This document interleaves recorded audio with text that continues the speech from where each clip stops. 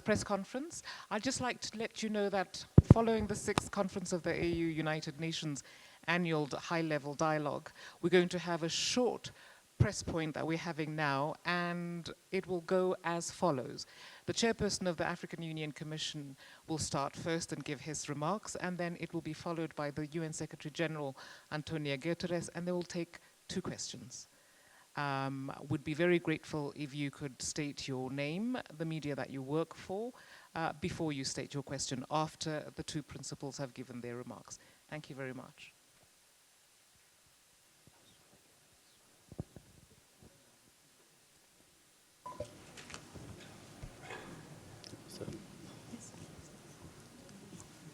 Monsieur le secrétaire général et cher ami Antonio, mesdames et messieurs, je suis très heureux de recevoir aujourd'hui le secrétaire général des Nations Unies et sa délégation au siège de l'Union africaine pour la 6e conférence annuelle Union africaine-Nations Unies.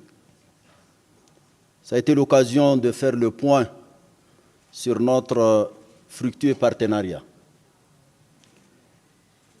Je rappelle qu'en 2017, quand M. le secrétaire général Antonio Guterres et moi-même avions pris fonction aux Nations Unies et à l'Union africaine, nous avions signé un accord cadre sur les questions de paix et sécurité entre les Nations Unies et l'Union africaine.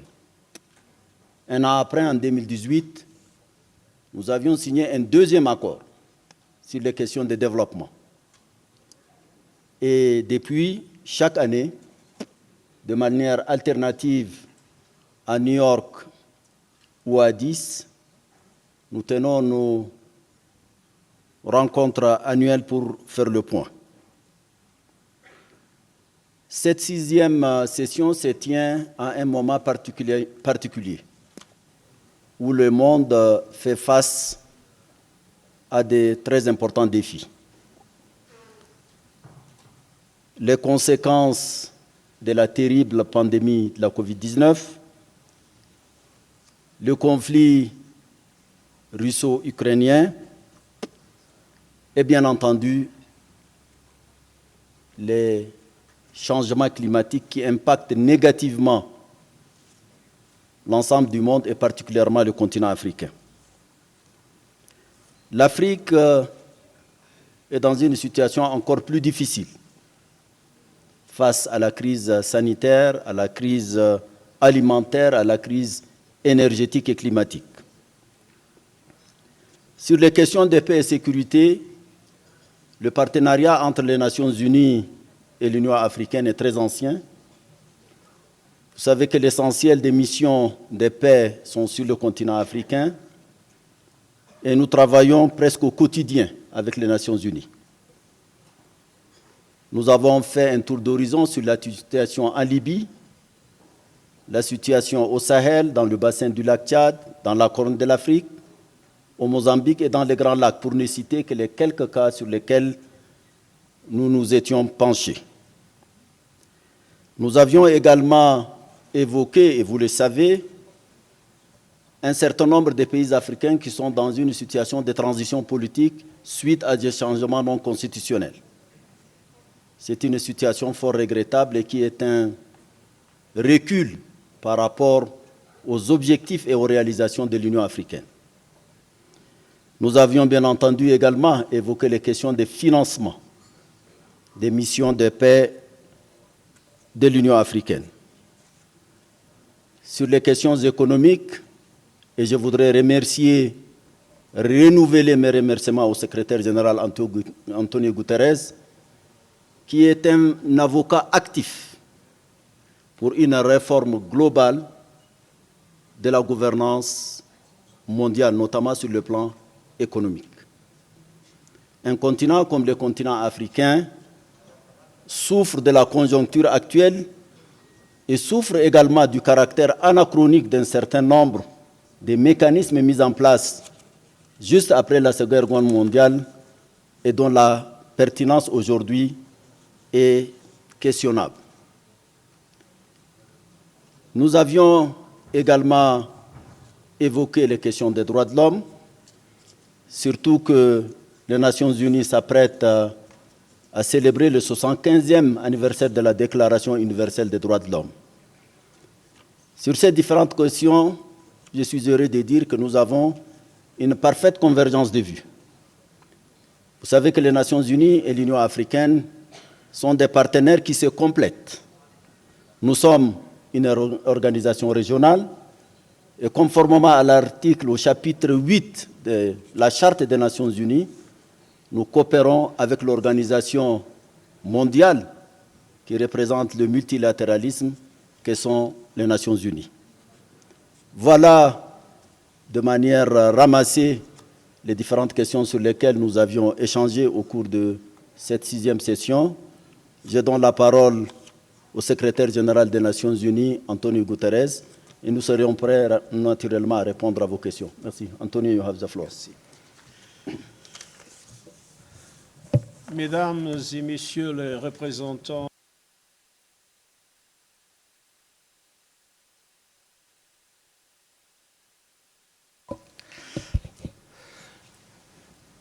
je remercie le président Moussa Faki Mahamat des échanges que nous avons eus aujourd'hui. Dès que j'ai pris mes fonctions de secrétaire général, je me suis engagé à contribuer à la mise en place d'une plateforme de partenariat entre l'ONU, l'Union africaine et des dirigeants et populations d'Afrique. Bien trop souvent, le monde voit à tort l'Afrique sous l'angle des problèmes qu'elle rencontre. Moi, quand je regarde l'Afrique, je vois de l'espoir et un vaste potentiel. Je vois des pays qui œuvrent ensemble, notamment ici au sein de l'Union africaine, au service de la paix et du développement. Je vois une économie continentale prête à prospérer grâce à l'accord de libre-échange continental africain. Et je vois chez les jeunes d'Afrique, qui sont de plus en plus nombreux, une énergie sans limite, de nouvelles façons de penser et des solutions qui peuvent profiter au monde entier. Aujourd'hui, nous nous sommes attardés sur ce qu'il fallait faire pour tirer le meilleur parti de l'énorme potentiel qu'est celui de l'Afrique, tout en s'attaquant à certains problèmes profondément ancrés. Le développement et la reprise économique des pays africains, déjà désavantagés par la distribution inégale des vaccins contre le Covid-19, sont pris en otage par un système financier mondial en faillite morale. Nombreux sont les pays piégés dans une spirale de l'endettement, ce qui les empêche d'investir dans les systèmes et services essentiels, qu'il s'agisse de l'éducation ou de la santé, de la protection sociale ou de la création d'emplois, de sciences ou d'innovation. L'insécurité alimentaire touche des millions d'Africains à travers le continent, dont les 36 millions de personnes qui souffrent de la pire sécheresse qui ait connu le Corne de l'Afrique depuis des décennies. Ils font partie des 339 millions de personnes qui auront besoin d'aide humanitaire l'année prochaine, comme souligné par l'aperçu humanitaire mondial 2023, publié aujourd'hui. Les centaines de vies perdues et les millions de personnes déplacées lors des inondations survenues récemment au Nigeria, au Tchad, au Soudan du Sud, nous rappellent également de manière tragique notre échec dans la lutte climatique. Et l'Afrique ne reçoit qu'une infime quantité de soutien qu'il lui faudrait pour s'adapter aux dévastations qu'elle subit. Le monde compte sur l'Afrique, mais l'Afrique n'a pas pu compter sur le monde. Et cela doit changer. Nous devons rétablir la confiance, accélérer le développement et placer l'avenir de l'Afrique au cœur des solutions dont le monde a besoin. Premièrement, l'Afrique a besoin de nouveaux partenariats au service de la prospérité et du développement. Les objectifs de développement durable sont en détresse. Les pays en développement, y compris ici en Afrique, ont besoin d'un soutien urgent pour renforcer les services et les programmes dont les populations ont besoin. Le mois dernier, j'ai exhorté les chefs d'État et de gouvernement du G20 a adopté un plan de relance des objectifs de développement durable pour apporter aux pays en développement des investissements, des liquidités et un allègement de la dette. Les instruments sont là, à nous de les utiliser avec beaucoup plus de souplesse et de rapidité. Cela implique de réaffecter des droits de tirage spéciaux aux pays qui ont besoin d'un soutien immédiat. Cela implique de multiplier les financements concessionnels et réformer l'architecture de la dette internationale. Et cela implique de veiller à ce que les pays africains ne soient pas indûment pénalisés par les marchés et les instituts de notation.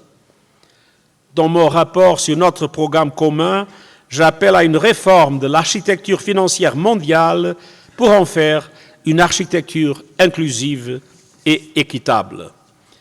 Une architecture qui puisse alimenter l'immense promesse dont l'Afrique est porteuse et soutenir des transitions justes dans tous les secteurs de l'économie, en particulier l'énergie, le numérique et les systèmes alimentaires.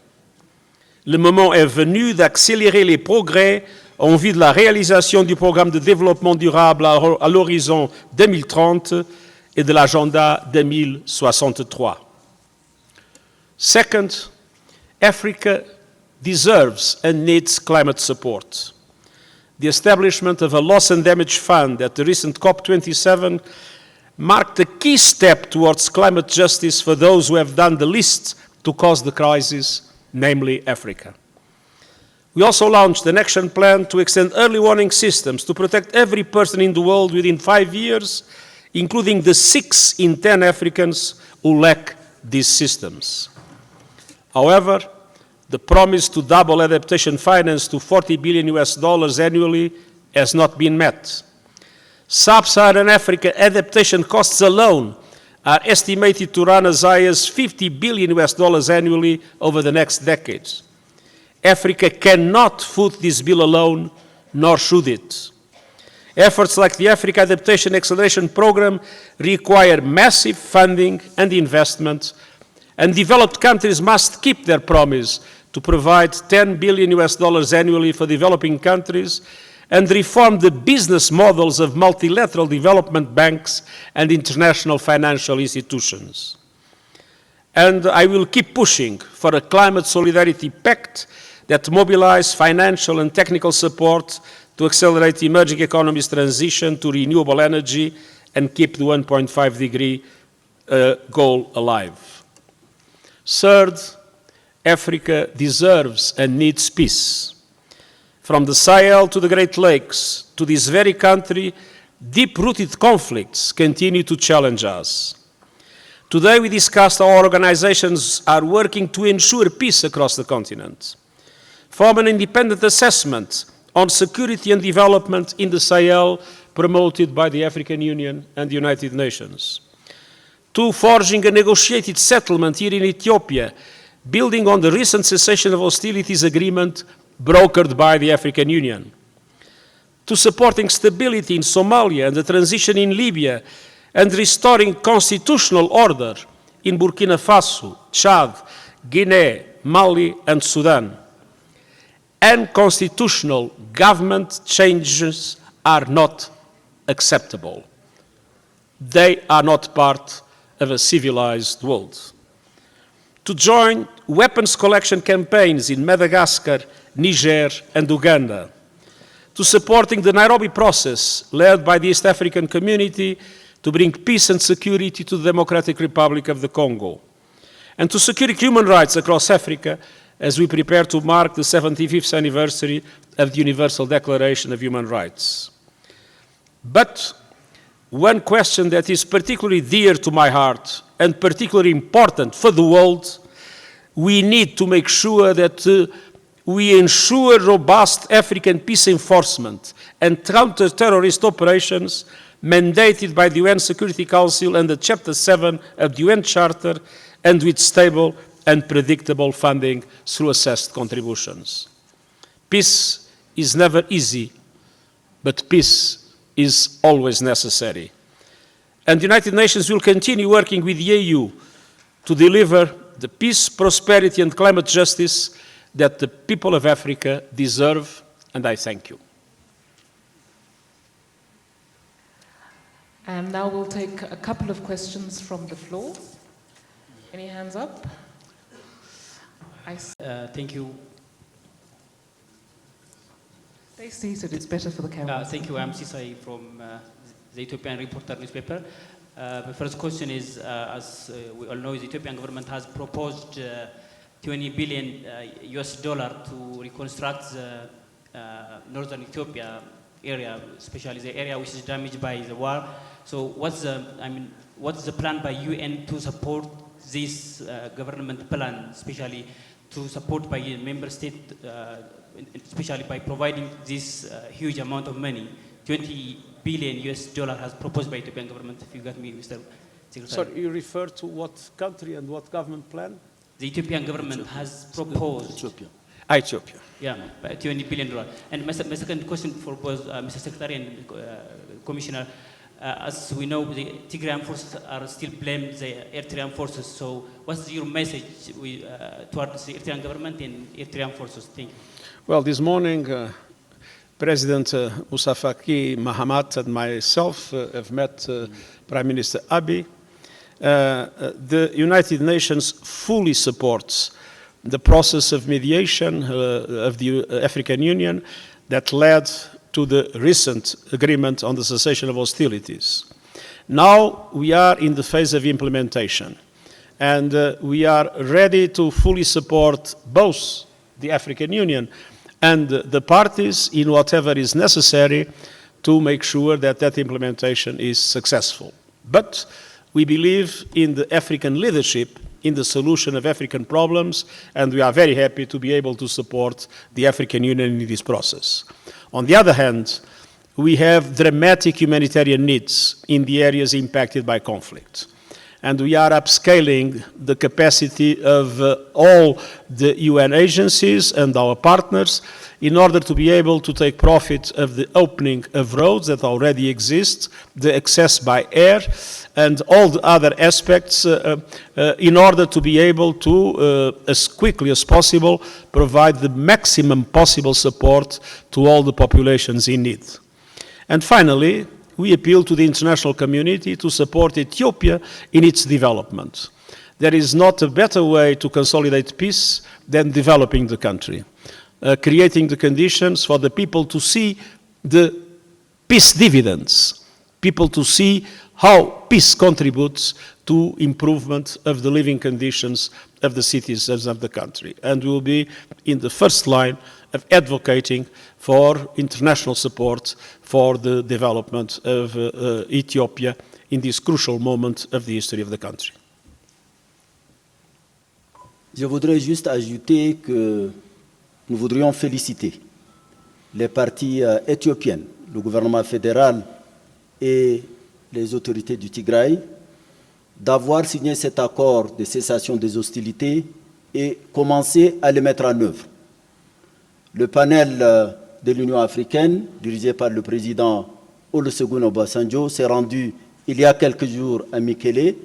Il a rencontré les responsables là-bas et je suis heureux de constater que même sur le plan militaire, les deux parties sont en discussion actuellement pour la mise en œuvre de cet accord. Dès que l'accord sera mis en œuvre, naturellement, il y aura la question de la reconstruction. Et l'Union africaine va également mobiliser tous les partenaires, en premier lieu les Nations unies, et de commun accord, nous allons aider l'Éthiopie à reconstruire cette région qui a été touchée par la guerre. Merci. I'll start from Mr. Secretary. The implementation phase, I don't know if it's been answered here in Ethiopia after the agreement in Pretoria and Nairobi, is something that some people are saying it's just taking a slow path. But what is the assessment from the UN side looking at the implementation on the ground? You know, disarmaments, things that are required from the government. Mr. Chairperson, for you, other conflicts in the continent, we see them all the time. There is now a good practice from the Ethiopia side, what the African Union has done. What is the plan for you to participate and help other African states perhaps stop the conflicts around the continent? Thank you. Tu m'as demandé l'assessment. La deuxième question, c'est I have to say that our assessment is of enormous admiration for the work that has been done. I follow this conflict since the beginning. And I have to say that I always felt it would be extremely difficult to find an agreement leading to a cessation of hostilities. To reach it with the level of compromise that was possible would be unthinkable just 2 or 3 months before. And what is also true is that until now, what was foreseen is being implemented, and that the discussions at military level are extremely promising from my point of view. But more important than to assess what is happening is to make sure that everybody is deeply engaged in contributing to the success. This is an opportunity that Ethiopia cannot miss, that Africa cannot miss, and that the world cannot miss. There were more casualties in the conflict in Ethiopia than in the conflict of Ukraine. People sometimes forget that this has been a dramatic conflict, and what was achieved, thanks to the mediation of the African Union, is remarkable, and it's the obligation of everybody, everywhere in the world, to do everything possible to support the African Union and to support the parties to make sure that we reach a final peace settlement. Il est du devoir et de la responsabilité de l'Union africaine d'intervenir là où il y a un problème dans un État africain. Et dans toutes les situations, l'Union africaine a toujours été présente, et elle est présente, soit par ses institutions elles-mêmes ou à travers celles des communautés économiques régionales, qui sont des communautés économiques régionales africaines.